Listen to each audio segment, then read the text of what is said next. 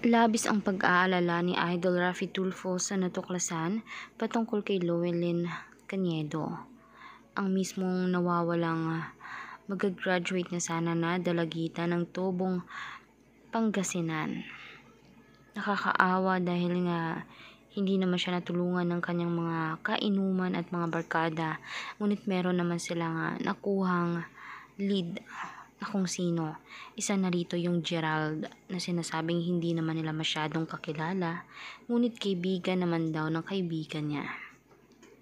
Ika nga ni RB ng kanyang boyfriend, malakas ang kutob niya na sila lang din yung 5 barakong kasama nila ay mismong may mga kinalaman sa paggawa dito kay Llewellyn Caniedo sa pagtuklas na wala na pala siyang buhay. Panoorin na lamang natin, subaybayan at magkomento na.